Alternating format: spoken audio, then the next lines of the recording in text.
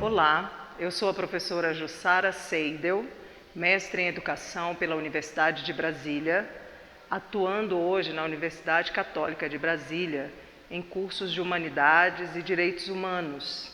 Venho aqui hoje conversar com vocês sobre mediação de conflitos no contexto escolar. O que nós vamos conversar, ele poderá ser usado em todos os contextos, mas nós vamos ter uma atenção especial para o contexto e o ambiente escolar. Nós trabalharemos hoje em 3 blocos.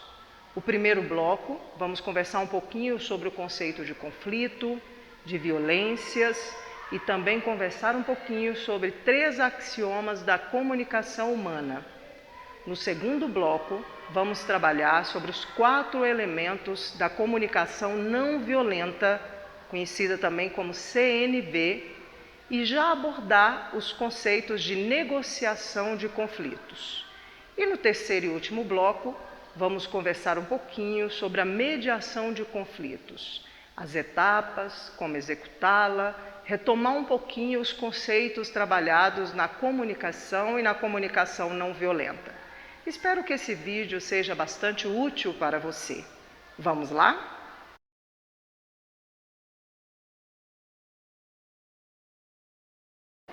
Vamos conversar um pouquinho sobre o conceito de conflito e violência e também abordar alguns axiomas da comunicação humana. Pois bem, nós vivemos num ambiente escolar em que os conflitos são inerentes a este espaço, a este contexto. Por que isso acontece? É inerente a esse contexto porque nós convivemos em relação. No momento eu estou em uma sala de aula vazia e neste momento eu não tenho nenhum conflito porque estou sozinha neste ambiente antes dos meus estudantes chegarem. A partir do momento que entram os estudantes, nós teremos muita possibilidade de ter ou não conflito. O que vai acontecer é como eu irei resolver cada conflito desse que porventura aparece. Como eu estou no momento enquanto educadora, como cada um dos meus estudantes, que no geral numa sala de aula são muitos, como cada um desses estudantes chegam nesse ambiente, esse ambiente é modificado a cada minuto. Então os conflitos, eles são inerentes às relações dos seres humanos. O que é o conflito então? O conflito nada mais é do que a divergência entre 2 metas. Então nós temos um lado, temos o outro lado, e a divergência entre as metas estabelecidas ou pretendidas entre essas partes é que pode ocasionar o conflito. A divergência entre as ideias. O que acontece é que, por vezes, quando nós perguntamos às pessoas que outras palavras lhe vêm à cabeça quando você pensa em conflito, aparece muito briga, guerra, confronto, discussão, violências.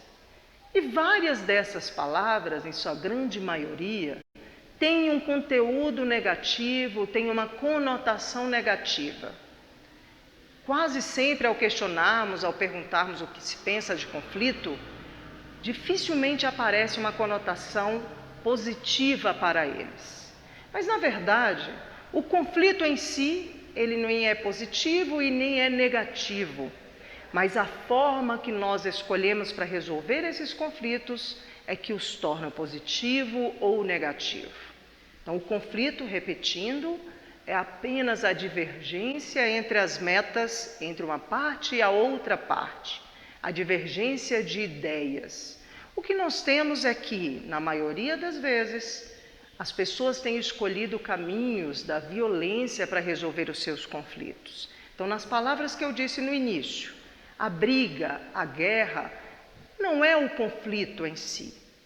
Ela, na verdade, a briga ou a guerra é uma forma como foi escolhido para resolver um determinado conflito, seja entre pessoas, seja entre nações, entre grupos e no contexto de escola também. Quase sempre a gente vê os estudantes, até os professores, nós educadores e a equipe pedagógica escolhermos alguns caminhos para resolver os conflitos que não são pelo diálogo, não são através da comunicação não violenta.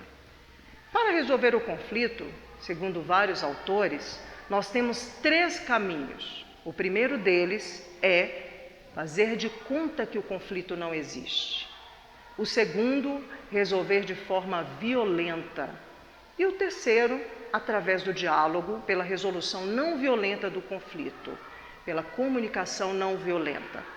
Na verdade, se nós analisarmos a primeira forma de resolver os conflitos, que é fingir que ele não existe, é também uma forma violenta. É uma escolha que nos coloca numa posição de violência simbólica. Então, fingir que ele não existe, o que acontece na maioria do contexto escolar, não porque a gente queira, não porque a gente não saiba resolver, por uma série de fatores. Uma delas, o próprio contexto do tempo. Então, a gente vive no ambiente escolar, correndo atrás do tempo, como aquele coelho da Alice no País das Maravilhas. Estou sem tempo, estou atrasado. E aí a gente está sem tempo para fazer o conteúdo bem feito, a gente está sem tempo para dar atenção ao nosso estudante. É claro que numa sala de aula, com 40, 35, 50 estudantes, é muito difícil que a gente dê uma atenção qualificada a cada um. Mas é muito importante que nós observemos a forma que cada um desses nossos estudantes chega em sala de aula. Porque a gente, com um contexto e um conteúdo escolhido para a resolução do conflito, nós podemos partir de algo muito melhor, que é a prevenção. Então, a segunda forma de resolver o conflito, que infelizmente é o que tem acontecido na maioria dos contextos, é a forma violenta. E nós já vamos contar um pouquinho o que vem a ser a violência. Hoje, pela Organização Mundial da Saúde, é preferível falar violências, pelo contexto e pela variedade de violências existentes hoje. E nós temos, então, o que vem a ser esta violência, ou violências? Violências nos remete à força, nos remete ao uso progressivo da força. Mas veja, quando ela passa a ser violência? Quando essa força ela se torna exagerada e ela prejudica a outra pessoa. Ela traz não traz benefício para a outra parte. Então ela passa a ser violência. E aí nós temos a violência física, que é a mais visível, seja resolver um conflito, algo que poderia ser no diálogo, mas eu vou partir logo para a briga, e aí entre as crianças a gente vê no recreio, um empurra o outro, outro dá um murro, outro, e aí nós temos sempre uma plateia que começa a aplaudir, e pede briga, e pede sangue. Então, quando isso passa de um momento para atrapalhar a outra parte, que ofende a outra parte, que causa dor à outra parte, a gente considera violência. Na escola nós temos algo muito comum hoje, muito debatido, que é o fenômeno bullying. Esse fenômeno bullying é algo que causa muitas consequências, que traz muitos danos para o ambiente escolar, para aquele considerado agressor e principalmente para aquele considerado agredido. E a terceira forma de resolver os conflitos é pela resolução não violenta, por meio do diálogo, por meio de elementos que nós possamos nos comunicar com a outra parte. E aqui, retomando um pouquinho para o ambiente escolar, a gente considera o educador uma parte, a sua sala de aula toda a outra parte. Mas nós temos várias partes envolvidas num único grupo. Pode ser entre o estudante e o próprio estudante, o professor com um grupo específico de estudante, o professor com um único estudante ou o professor com sua sala inteira. Então vejam vocês se eu, educador, ao chegar na minha sala, já consegui estabelecer os combinados, conversar com o meu estudante, independente dos combinados, das regras que já existem na escola, não que eu vá ferir o regimento, ferir aquilo que está estabelecido no projeto pedagógico da escola, mas eu tenho que estabelecer um contrato de convivência, que é como que nós vamos nos relacionar naquele tempo que nós estaremos juntos. No ambiente escolar, na educação básica, no fundamental e no médio, um educador ele passa o ano inteiro com seu estudante. Praticamente é quem mais convive com ele, se formos contar em tempo de hora, relógio, independente de 50 minutos e sai, mas no contato durante a semana é aquele ou é aquela que mais tem contato com o seu estudante, mais do que nós orientadores, mais do que nós coordenadores e muito mais do que o diretor da escola. Em algumas escolas tem ainda a figura do coordenador disciplinar. Mas como que o educador, como você educador, tem escolhido resolver os conflitos da sua sala de aula? Como que você tem resolvido? Qual dessas 3 formas você tem feito no seu dia a dia? Você finge que o conflito não existe? Você tem feito a resolução de uma forma violenta? Ou você tem escolhido o diálogo e a comunicação não violenta para resolver os conflitos do dia a dia? Nesse bloco a gente conversa um pouquinho também sobre a pragmática da comunicação humana. O que isso tem a ver com o conflito? O que isso tem a ver com mediação? Tem tudo a ver, porque o elemento principal, o que move a resolução não violenta é a comunicação. A falta dela é o que gera o conflito. A falta dela entre as partes tem a necessidade de incluir uma terceira pessoa que a gente considera o mediador de conflito. Então, na comunicação, nós vamos abordar 3 axiomas que é importante que você saiba para entender o processo de resolução. O primeiro deles é impossível não se comunicar. Então, se eu estou aqui agora com vocês, o meu jeito de portar no mundo, a minha forma de vestir, o jeito que eu uso o meu cabelo, a forma como eu me pronuncio, é uma forma como eu me posiciono também no mundo. Então, não existe aquele fala, eu vou ficar calado a minha reunião inteira, de braço cruzado. Se eu sou uma pessoa participativa e um dia eu chego numa reunião de braço cruzado, quase sempre isso tem um indicativo muito forte. Será que a pessoa então não está se comunicando? A gente se comunica com o corpo, com o olhar, com a voz e também pelo silêncio. Então, quando a gente tem numa sala de aula um estudante que, deitado na cadeira, com os pés em cima da outra, e diz para o professor, professor, eu estou muito preocupado com a prova da segunda-feira. Qual é a reação que nós, professores, educadores, teremos ao ouvir uma fala dessa, aliado à postura física desse nosso estudante? No geral, nós já vamos pensar, preocupado como? Dessa forma que você está se postando no mundo? Então, não tem como não nos comunicar. O segundo axioma é que a comunicação ele tem 2 níveis, né? Um de relato e um de ordem. Ou seja, o como eu falo e o que eu falo. Aqui está o ponto-chave do conflito. Porque num processo de relação entre as partes, eu posso falar o que eu quiser. Mas o como falar é que vai possibilitar o diálogo, é que vai dizer qual é o tipo de relação que eu tenho com a minha parte, com a outra parte que eu estou me relacionando. Então, nesse sentido, quase sempre os conflitos acontecem nesse espaço, não com o que a pessoa falou para mim, mas como ela falou. O terceiro axioma, ele traz para a gente que a comunicação tem verbal e não verbal. Então, ela se dá nesses 2 níveis, nesses 2 contextos. Então, a comunicação verbal é aquela em que eu me comunico de forma escrita ou de forma oral, como eu estou fazendo aqui com vocês. A forma não verbal é o meu gesto, o meu corpo, as formas como eu me posiciono diante daquilo que eu falo. Então, não tem nenhuma que sozinha dê conta de dar o recado, que sozinha seja mais importante. A comunicação verbal e a não verbal, elas se complementam. há uma necessidade muito grande para que a gente consiga se fazer entender, principalmente numa sala de aula.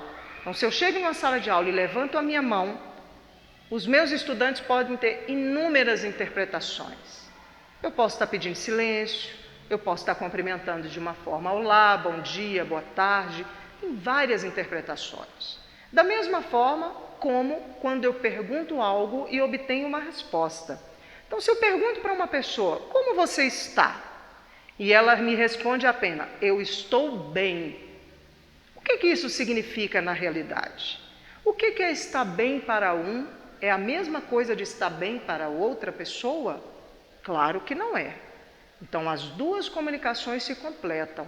E esses 3 axiomas, eles nos dão um caminho para que a gente possa refletir sobre a mediação e a negociação de conflito de forma não violenta. De que forma? Como eu disse, os conflitos acontecem nesse contexto da relação e no contexto da comunicação. Então, a falta da comunicação ou a inabilidade em nos comunicar com a outra parte gera um conflito. E na sala de aula, pela falta de tempo, tenho que terminar o conteúdo, analisar a tarefa, corrigir algo, eu acabo não dando atenção às comunicações que se colocam nesse contexto do grupo. E quando eu faço isso, eu estou fazendo a opção de fingir que o meu conflito não existe. Então, tenhamos o cuidado. Ouvimos aqui nesse primeiro bloco conceito de conflito, violência e os 3 axiomas da comunicação humana. Aguarde o segundo bloco.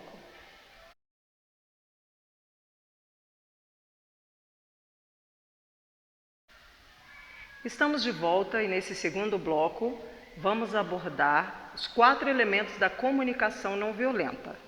Também já colocar os princípios da negociação de conflitos.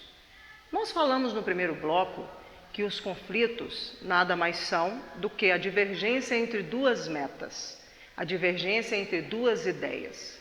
O que acontece é que a gente escolhe uma forma diferente de resolver o conflito, quase sempre escolhendo uma forma violenta de resolvermos.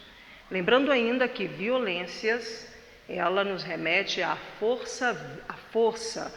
E quando nós utilizamos essa força de forma inadequada, ela se torna violência. Na escola tem um fenômeno muito interessante que tem causado, então, entre nós uma preocupação muito grande, que é o fenômeno bullying, que é uma forma de violência. O bullying existe por 3 características. Uma é quando é uma ação repetitiva, quando essa ação se repete por várias vezes, quase todos os dias. 2, quando essa ação ela é feita em relação a uma outra parte com o objetivo de causar dor, seja física ou emocional, ou seja, violência. E o terceiro é quando a outra parte envolvida nesse processo é mais fraca do que a parte que é a agressora. Então, essas 3 características nos identificam essa violência e esse fenômeno chamado bullying na escola. Só que, a maioria das vezes, o educador em sua sala de aula compreende que o fenômeno bullying acontece fora das paredes da sala. E nem sempre isso é verdade. O fenômeno bullying como violência acontece também no contexto da sala de aula. E, infelizmente, às vezes tendo o próprio professor como o agressor, porque ele traz ali de forma repetitiva frases e falas que abordam uma violência, que é a violência verbal, que é a violência simbólica, que é a violência psicológica. Isso também é uma forma de praticar um bullying. Também, com isso, o professor teria resolvido muitos conflitos se ele fizesse um trabalho preventivo. Não estou dizendo aqui que essa é apenas responsabilidade do educador em sala de aula. Não, nós temos uma responsabilidade compartilhada no contexto e no ambiente escolar. Nem só o orientador ou o diretor, coordenador de disciplina ou o professor é o responsável em resolver os conflitos, mas é o conjunto, é uma responsabilidade compartilhada. Se a escola não estiver coletivamente preocupada com as situações dos conflitos e violências no ambiente da escola, não será resolvida. E aqui eu trago então 4 elementos importantes que podem nos ajudar a trabalhar com a prevenção do fenômeno bullying, de outras violências e principalmente da resolução do conflito. É sobre comunicação não violenta. Comunicação não violenta é abordada por um autor chamado Rosenberg, e ele aponta que é uma forma de que nós nos tornemos mais humanos ou que nós permaneçamos humanos diante de tantas adversidades. Se nós usarmos os 4 elementos da comunicação não violenta, contribui para que nossos processos de resolução e de prevenção aos conflitos sejam bem ampliados. Primeiro elemento se diz separar a observação de avaliação com juízo de valor, com a avaliação preconceituosa. O que significa isso? Avaliar é trazer apenas os fatos. Então, quando eu estou na minha sala de aula, eu, educador, e digo para toda a sala, no primeiro momento de aula, essa sala inteira é irresponsável. Ninguém faz tarefa. Vocês não cumprem com os combinados. Ou, ao recebermos uma informação do nosso orientador, do nosso coordenador, do diretor, que abrange todas as pessoas. Alguns e-mails assim: vocês estão atrasados com a entrega do plano de ensino, ou favor entregar o plano de ensino conforme combinado. E eu, particularmente, já entreguei no primeiro dia do combinado. Como é que eu me sinto ao receber uma mensagem, nesse simples exemplo, que vem uma mensagem para todo mundo, provavelmente querendo atender ou atingir apenas 2 ou 3 de um grande grupo? Então, nós, educadores, ficamos nos sentindo muito incomodados, tristes, desvalorizados, enfim, nós nos sentimos de uma forma como se estivesse sendo cobrado de algo que eu já realizei. Assim também na própria sala de aula. Então, se eu dou conta de separar a observação de avaliação com preconceito, é quando eu coloco os fatos. Então, naquele exemplo da sala de aula, hoje, segunda-feira, 3 estudantes não entregaram a tarefa. E nesse contexto eu não preciso dizer nome, eu estou dizendo de um fato. Então eu tenho o registro de que foram 3 estudantes numa sala de 40. Ou eu posso também colocar de uma forma mais positiva: 37 fizeram a tarefa, 37 estudantes cumpriram com o combinado. E eu engrandecer aquilo que é positivo do que o contrário, que a gente sempre evidencia aquilo que a gente não ficou satisfeito. E fica firme naquela posição. Isso nos traz uma série de situações, inclusive físicas, chateação, amarguras, e nós ficamos vivendo naquele contexto daquilo que não foi bom. Então, o primeiro elemento da comunicação não violenta, separar a observação de avaliação. Então, avaliar é quando eu coloco todo mundo no mesmo contexto, no mesmo conceito. Nem sempre nós vamos fazer as duas coisas juntas, mas é um momento de continuar a nos observar mais no processo de comunicação. O segundo elemento da comunicação não violenta é explicitar sentimentos, que não é algo muito fácil, principalmente para os educadores que querem manter a sua postura de autoridade na sala de aula. Explicitar sentimentos é colocar para a outra parte que você é ser humano, que você tem sentimento. Não é simplesmente dizer do sentimento sem trazer nenhuma consequência. Eu trago o sentimento, mas eu digo com o que me causou. Além disso, eu tenho possibilidade a partir daí de trazer uma proposta de melhoria para aquilo que ocasionou o sentimento. Então, eu fiquei muito triste, turma, porque 3 não entregaram a sua tarefa. Ou eu estou muito feliz porque 37 entregaram a sua tarefa hoje, conforme combinado. Que tal, da próxima vez, os 40 entregarem? Então eu digo o que me causou aquele sentimento, e aí procurar sempre balizar os sentimentos bons com os sentimentos que me deixam mais chateados, sentimentos que não são tão bons, e trazer isso de uma forma contextualizada. Porque quase sempre a gente deixa a frase incompleta. Então eu trago o sentimento, não falo com o que foi, a pessoa que recebe aquela informação, ela pensa que a gente está daquele jeito com ela inteira. E aí a gente não separa a pessoa do que ela fez. Então, segundo elemento da comunicação não violenta, explicitar sentimentos. Terceiro elemento da comunicação não violenta, identificar necessidades. E eu identifico a minha necessidade e a necessidade da outra parte. Então, quando eu digo que eu não fiquei satisfeita ou que eu fiquei satisfeita com a entrega, que necessidades tem por trás disso que eu estou trazendo? É uma necessidade de ter os meus objetivos cumpridos, de ter atenção para as tarefas que eu solicitei, uma necessidade de que a turma esteja valorizando o trabalho que eu estou preparando. Então, nós temos várias necessidades por trás de cada ação que a gente pratica. O que quase sempre a gente não dá conta de fazer é de pensar sobre elas. Então, quando eu também gostaria de receber um elogio do meu coordenador, tem por trás disso uma necessidade de ser reconhecida no meu trabalho, reconhecida naquilo que eu faço, reconhecido naquilo que eu me dedico. Pode ser que, no momento agora, esteja na hora do intervalo, eu não tomei café ainda e minha barriga dá sinais de uma necessidade física, né? Uma necessidade, ou seja, eu preciso de um alimento para repor a minha energia. Então, tem uma necessidade aqui física. A gente precisa também de dar ouvido a essas necessidades que são do nosso corpo. Quando o corpo começa a ficar bastante adoecido, cada semana a gente sente algo diferente, parece uma alergia na pele, uma dor nos rins, uma dor de cabeça que a gente não consegue controlar. Que necessidades que o nosso corpo está nos dizendo? Então, nós precisamos dar ouvido também ao nosso corpo para dar conta de entender como que eu estou me postando no mundo.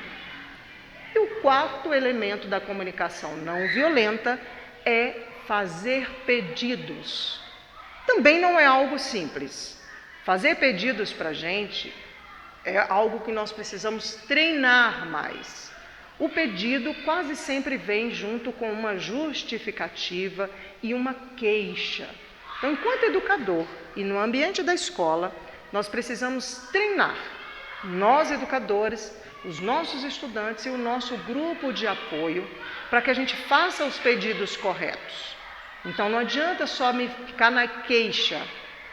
Tanto o educador com a sua direção, dizer nada vai dar certo, isso não funciona, existe uma falta de comunicação. Que pedido que você está fazendo com isso? Na verdade, você está fazendo uma queixa, mas não está fazendo um pedido. Então, que tal se a comunicação fosse mais clara aqui no nosso grupo? Clara de que forma?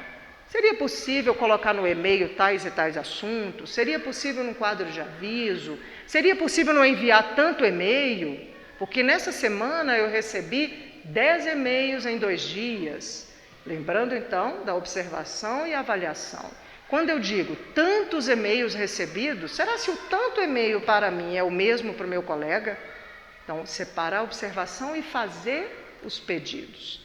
Então, na sala de aula, a gente não dá espaço para que o nosso estudante faça os pedidos. Quando ele faz, nem sempre a gente dá atenção devida, porque se considera uma bobagem, considera uma inabilidade de comunicação, eu não tenho tempo a perder para ouvir sobre isso. Então, como que eu vou cuidar? Então, recordando, a comunicação não violenta apresenta 4 elementos: separar a observação de avaliação, fazer pedidos, explicitar sentimentos e explicitar necessidades. Esses 4 elementos nos dão um caminho para que a gente possa trabalhar com a negociação e a mediação de conflitos, que é o que nós vamos abordar um pouquinho agora. No espaço de sala de aula, quase sempre o professor vai utilizar da negociação de conflitos, mais do que da própria mediação. Ele com o teu grupo e quase sempre contribuindo para que seus alunos façam por pares. Quando ele é a terceira pessoa que vai conduzir um processo de comunicação entre as partes, sim, ele vai executar e vai exercer o papel de mediador. A diferença entre a negociação de conflitos e a mediação de conflitos está simplesmente nessa figura da terceira pessoa, que é o mediador. Então, o que é a negociação? A negociação é a realização de um diálogo entre as partes envolvidas no conflito, para que eles cheguem a um consenso. É o que a gente chama de consenso direto. Sou eu envolvida no conflito, com a outra parte envolvida no conflito, para que a gente chegue a um acordo, para que a gente tenta, explicitando as nossas ideias, chegar num acordo. Lembrando o que é o conflito? É a divergência dessa ideia, é a divergência de duas metas. Quase sempre, no conflito, as partes querem uma coisa boa, elas querem algo interessante. Só que a forma como elas encontram para dialogar e expor sobre aquela meta fica, por vezes, diferente, dificulta o processo de chegar a um acordo. Porque acontece que uma parte marca a posição e não larga a mão daquela posição, a outra parte também faz a mesma coisa. Então, quando a gente não dá conta de separar o que é posição de interesse, e aí eu já explico sobre isso, as partes entram em conflito. O consenso direto é uma forma que eu tenho de tentar chegar a um acordo, chegar a um consenso. E tem algumas etapas também, que a gente pode treinar com a nossa turma, treinar com nossos pares. A primeira questão é, nós vamos dialogar e expor os fatos, dizer o que aconteceu, como aconteceu para que a gente chegasse naquele conflito. Então eu relato o fato e eu tento colocar os maiores elementos possíveis para a gente ter clareza daquele fato. Aqui, que elementos são esses? São elementos de observação e não elementos de avaliação. Elementos de observação são fatos, são dados. Então eu tento colocar o dia, a hora, quem estava por perto, o que aconteceu, o que houve, que elementos tinham ali naquele meio, que aconteceu aquele fato. Depois que eu explicito o fato, e aí uma parte fala, a outra fala depois, o tempo que uma tiver, a outra também terá. Segundo momento, eu digo de sentimento. O que esse fato, o que esse conflito me causou? Que sentimentos trouxeram a mim?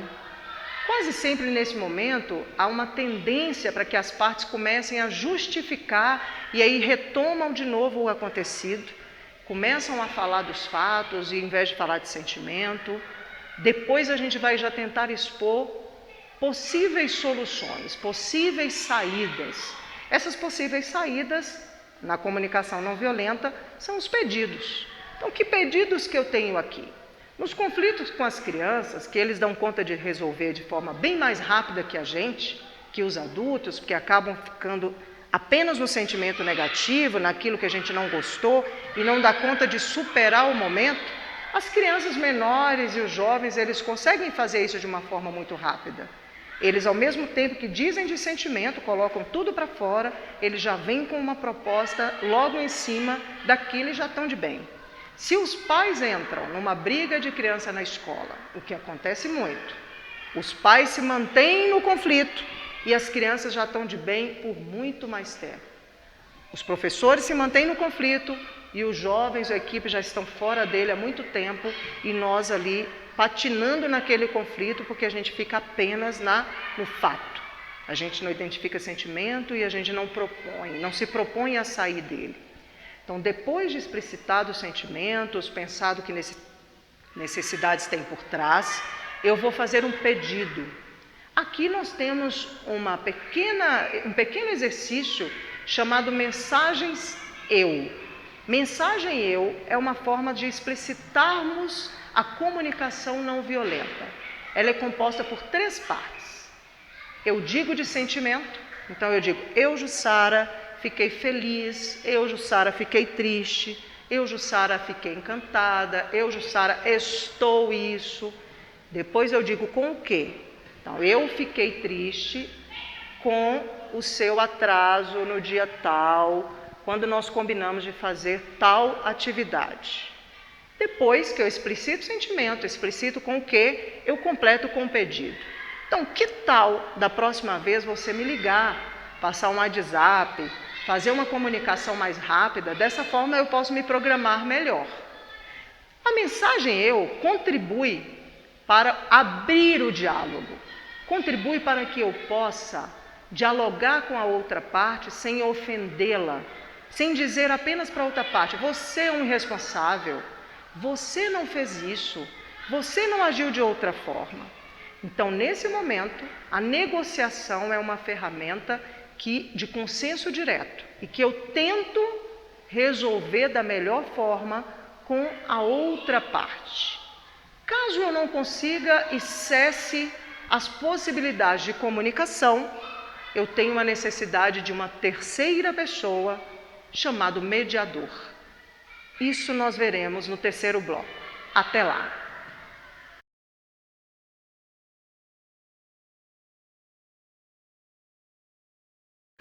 Olá! Nesse terceiro e último bloco, vamos trabalhar sobre as etapas da mediação de conflitos. O que é a mediação de conflitos? A mediação de conflitos também é uma forma de negociação, mas que tem a necessidade de uma terceira pessoa. Como eu indiquei no segundo bloco, quando falha as possibilidades de comunicação, quando as possibilidades comunicacionais cessaram entre uma parte e a outra parte, há a necessidade de uma terceira parte, que é o mediador de conflitos.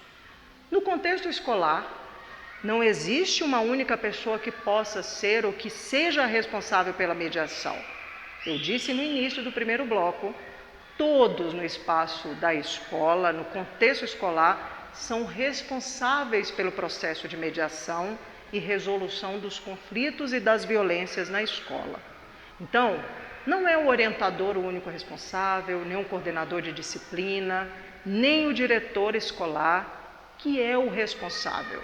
Infelizmente, a estas figuras, como ele tem o papel institucional, lhes cabe uma responsabilidade maior, ou quase sempre, o educador em sua sala de aula retira a parte de responsabilidade e é muito mais fácil, entre aspas, encaminhar os indisciplinados para a sala dessas pessoas que eu já citei. Então veja você, se tivermos um momento mais preventivo de utilização também dos 4 elementos da comunicação não violenta em sala de aula, nos espaços do pátio, nas salas de coordenação, quantos conflitos nós conseguiremos resolver? Aliás, quantos conflitos nem existirão, uma vez que eu disse que o conflito, na maioria das vezes, é ocasionado pela forma de se comunicar. Então, algo que a escola precisa pensar muito é quais os processos, que projeto que ela pode elaborar para que desenvolva a comunicação não violenta, para que treine essa habilidade e essa competência conversacional. Então, na mediação de conflitos, nós precisamos dessa terceira pessoa, que pode ser o professor, como eu já disse, com um grupo de estudantes em sala de aula, que pode ser o professor com apenas 2 estudantes, pode ser inclusive o professor com os seus pares, com os seus colegas professores, pode ser o orientador com aqueles que lhe forem demandados. Qualquer pessoa pode ser o mediador, desde que ele tenha desenvolvido estas competências de comunicação e treine as técnicas e as habilidades de mediação de conflitos. Nós vamos conversar um pouquinho sobre elas agora. Retornando ao contexto de sala de aula, imaginemos que o professor, durante a sua sala, se confronta com uma discussão, com uma briga que ainda não chegou na questão física. Naquele momento, o professor não vê condição de resolver esse conflito, uma vez que ele tem mais de 30 estudantes na sala, 40, e 2 daqueles ali estão em um conflito que, no entender do professor, ele não teria possibilidade de resolver.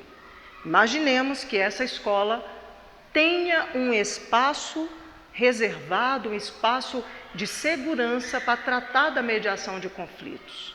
dentro desses moldes da mediação.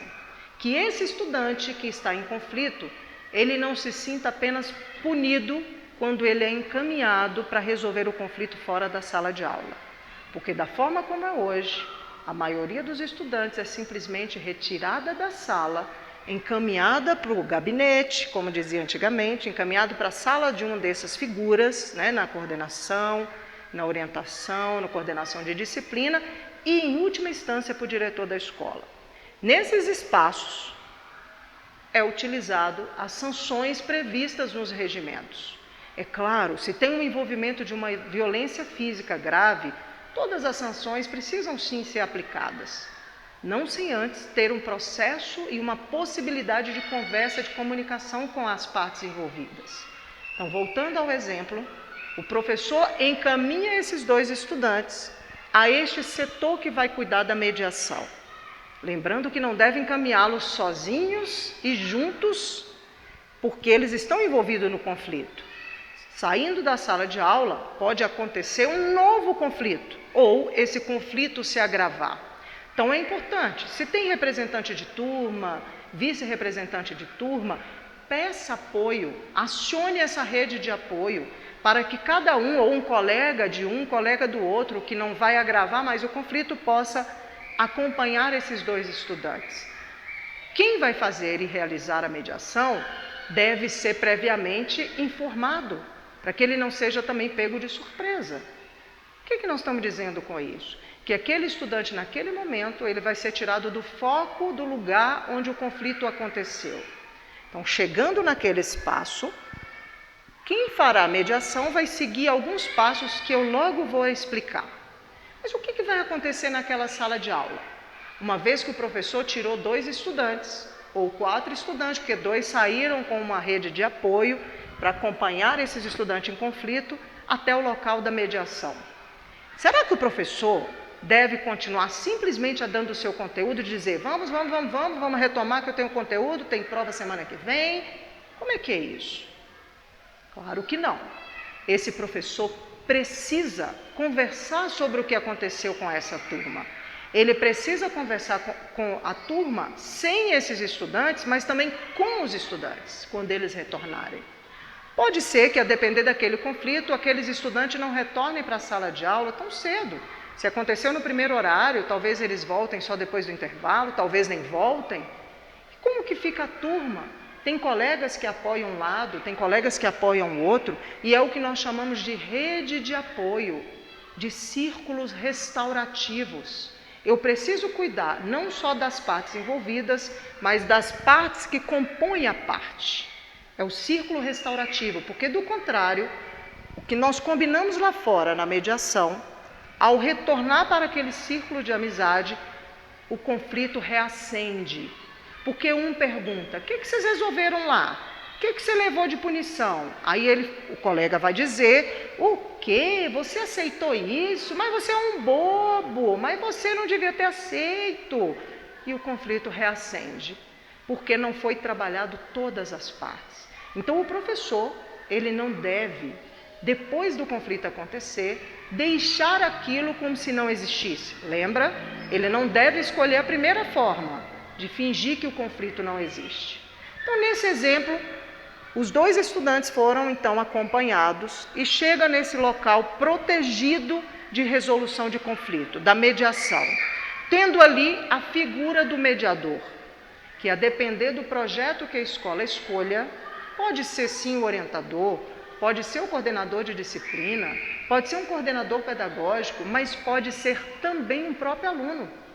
Criado-se, então, um núcleo de mediação e os próprios alunos podem ser o mediador daqueles conflitos, devidamente capacitados e treinados nessas habilidades e competências. Chegando o momento da mediação, o mediador vai ouvir as partes em separado. Ele vai ouvir uma parte e vai ouvir outra parte. Aqui a gente chama de pré-mediação. E eu considero que talvez a mediação seja bem sucedida se nós conseguirmos fazer uma pré-mediação bem feita. Com certeza é muito caminho andado se a gente realiza uma pré-mediação. Na pré-mediação, o mediador vai ouvir a parte começando pelos princípios, como também eu expliquei na negociação. Ele pergunta para a parte: o que aconteceu? Me conta um pouquinho. Claro que se for no momento do conflito, aquela parte vai estar bastante inflamada, com as emoções e os sentimentos à flor da pele. Vai dizer do conflito como aconteceu, mas de uma forma meio descontextualizada, trazendo do final para o meio, do meio para o final. E o papel do mediador é ajudar a reconstruir esse diálogo e esse processo de comunicação, organizar o pensamento daquela parte envolvida no conflito. Então ele escuta aquela parte, depois faz algo que a gente chama de paráfrase. Ele conta para a parte envolvida como ele ouviu aquilo. Então ele vai dizer: fulano, eu estou ouvindo que você está dizendo assim, e relata tudo o que ouviu, sem colocar opinião própria, sem trazer do seu próprio sentimento, mas narrando fatos, de forma que a pessoa envolvida no conflito, ele tem a possibilidade de se ouvir a partir da voz de outra pessoa. Ele vai se organizando, vai se revendo, também com isso vai se acalmando. Feito isso, o mediador vai perguntar para a parte: você aceita uma mediação? Você aceita conversar com a outra parte envolvida no conflito? Se a parte aceitar, você vai fazer os combinados. Olha, então nós vamos combinar algumas questões. Na hora do diálogo, não vale xingamento, não vale palavrão. Você precisará respeitar a sua outra parte. Você vai ter que ouvir.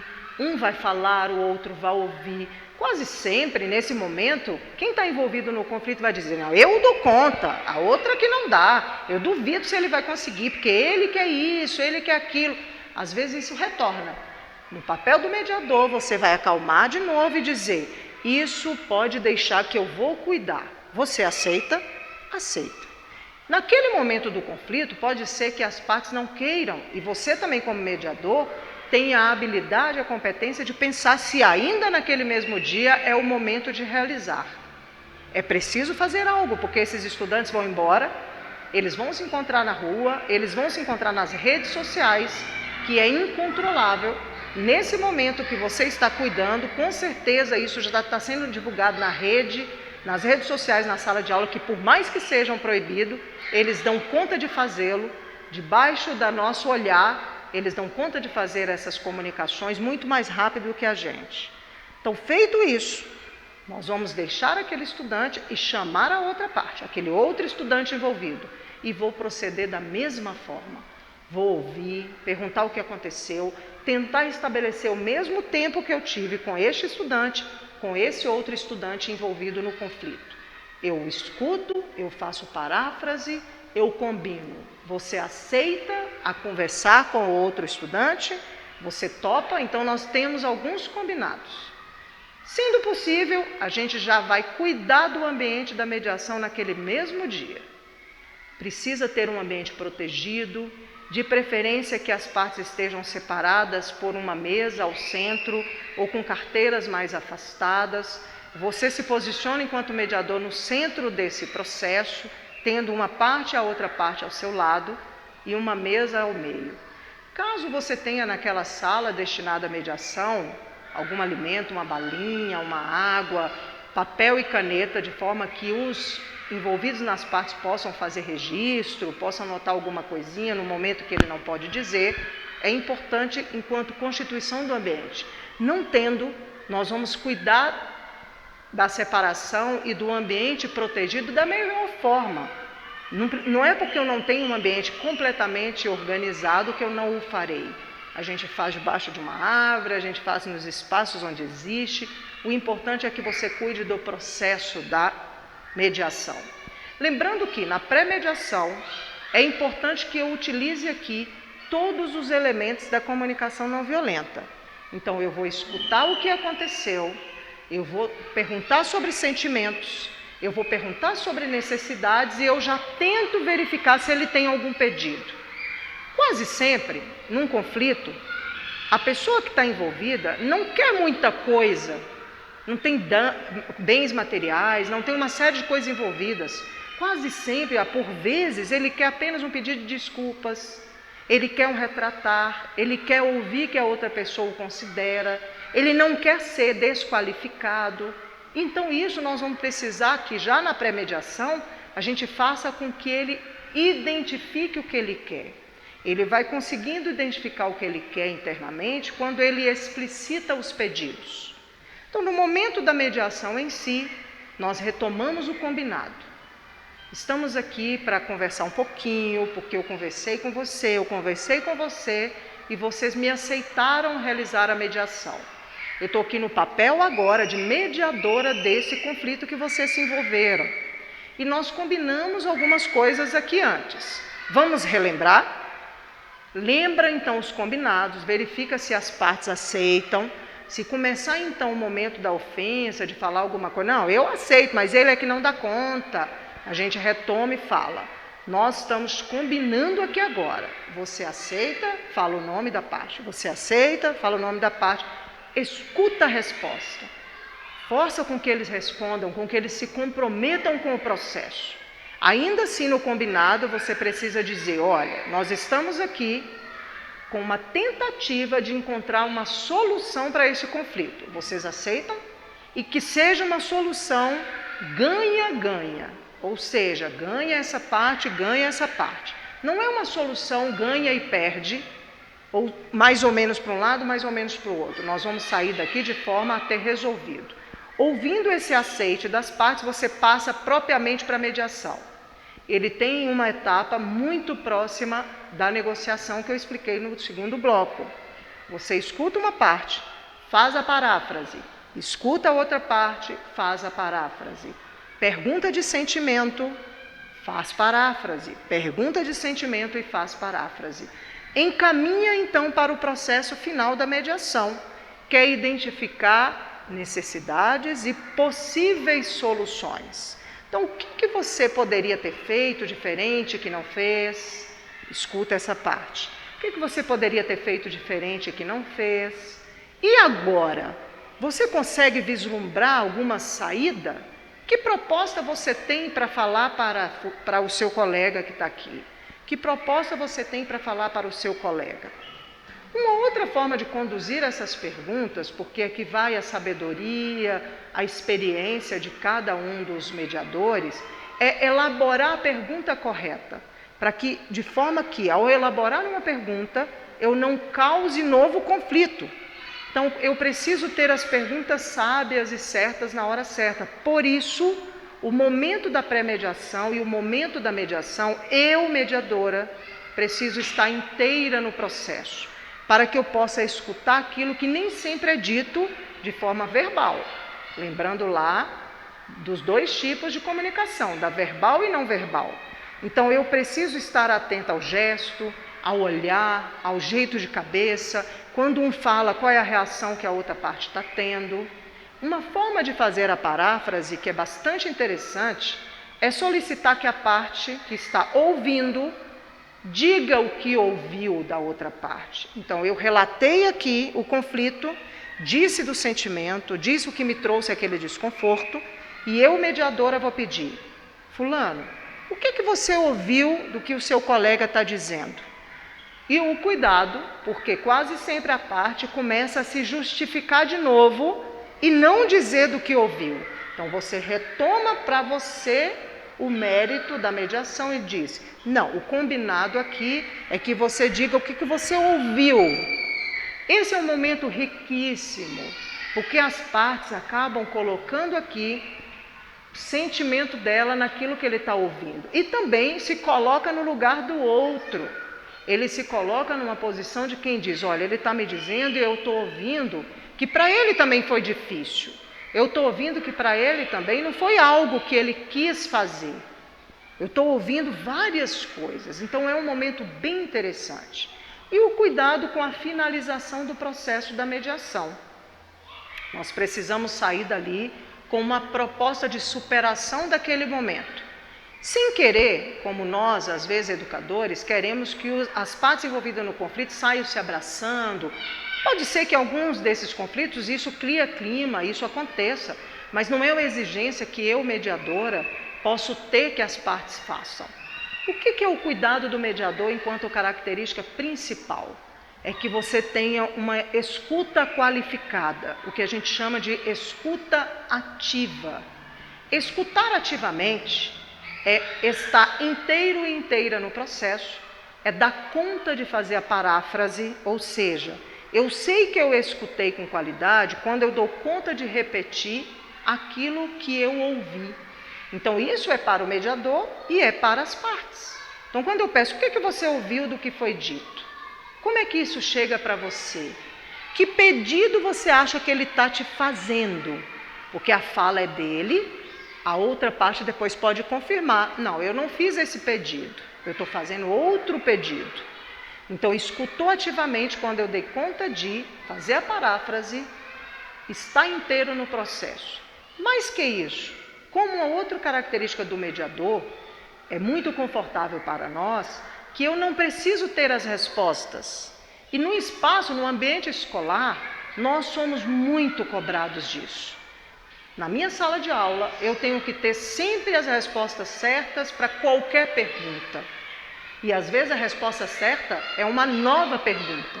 É uma pergunta que inclusive nem tem resposta. Então, professor, nós precisamos sair dessa zona de conforto, dessa coisa que nos pesa tanto nos ombros, de que nós temos que ter todas as respostas. Nós também, no espaço da coordenação, da supervisão e da direção, também temos que saber tudo. Isso não é verdade. Então, quando bater em você, mediador, aquela vontade de dar resposta no processo da mediação, você transforma essa vontade em uma pergunta. Porque, do contrário, vira conselho. E seu papel naquele momento é ser, como a própria palavra diz, um mediador da comunicação. É um facilitador do processo. O responsável pela mediação são as partes envolvidas no conflito. Eles precisam se responsabilizar. Do contrário, você assumirá um papel de árbitro, de juiz, que não cabe no contexto da escola. O contexto da escola é para contribuir na formação de protagonistas. Lembre da missão salesiana. É criar, é fomentar, é renovar papéis, principalmente do protagonismo juvenil. Sendo assim, o seu papel se desloca de centro para um papel que é secundário. No início, a gente chega com um papel muito importante, empoderado no papel do mediador, e depois esse papel ele é retirado de você e é estabelecido entre as partes. O papel do mediador é fazer com que as partes envolvidas nos conflitos saiam desse papel de objeto e passem a ser sujeito da sua ação. Vejam você os casos de arbitragem em que os casos são resolvidos lá com o juiz. As partes acatam, porque está diante de uma autoridade, voltam para o seu espaço e começam a burlar o que foi combinado. Isso significa que eles não se corresponsabilizaram pelo processo. Eles não participaram ativamente daquele processo. Então, nós temos aqui nas mãos algo muito bacana, que é ter na figura do mediador aquele que vai contribuir para resgatar a comunicação. E aí eu volto a esse exemplo que eu dei no início. Lá na sala de aula, esse professor também tem esse papel do mediador. Ele está acolhendo aquela sala que ficou, com certeza, mexida em função do conflito. Nós temos aqui depois algo que foi feito, então, a mediação, e o que fazer depois? Os combinados com aqueles jovens que participaram do conflito precisam ser também absorvidos pela turma ou pelo local onde o conflito aconteceu. É o que a gente chama de rede de apoio, círculos restaurativos. Você, enquanto mediador, precisa verificar quem é essa sua rede de apoio. Como que você vai concluir o seu processo de mediação? Porque ele não termina no ato da mediação onde as partes encontraram uma possível solução ganha-ganha. Ele não termina aí. Ele continua no procedimento de acompanhamento, voltando aonde aconteceu o conflito, combinando com essas partes que retornem daí a algum tempo para que a gente possa checar como anda a comunicação. Então ele não termina quando se dá o processo em si da mediação. E aqui na escola eu quero retomar a importância de que todos estejam envolvidos e responsabilizando-se por um processo, um projeto diferente de mediação ou de resolução não violenta. Como eu já disse em todos os blocos, não existe uma figura responsável pela resolução de conflitos na escola. A escola precisa construir coletivamente, colaborativamente, que projeto eu quero para resolver os conflitos e acabar com as violências no espaço escolar.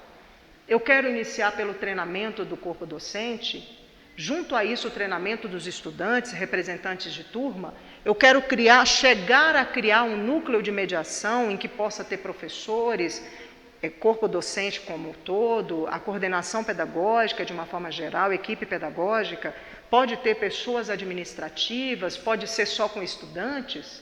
Que forma eu quero construir esse núcleo?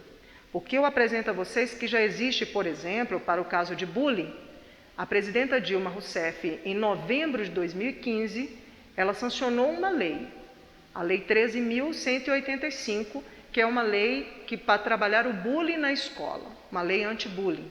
Eu pergunto a você, somente a força da lei vai contribuir para que a gente resolva os casos de violência, de conflito, e essa violência chamada bullying na escola? Claro que não vai. Se isso fosse verdade, nós teríamos escolas de altíssima qualidade, não só as particulares, como as escolas públicas, porque existe uma lei. Nós temos não só a lei maior no país, como existe uma lei específica para a educação. Está tudo escrito na lei e muito bem elaborado, não precisando de nenhuma emenda. Mas só a força da lei em si, ela não garante que nós consigamos colocar em prática.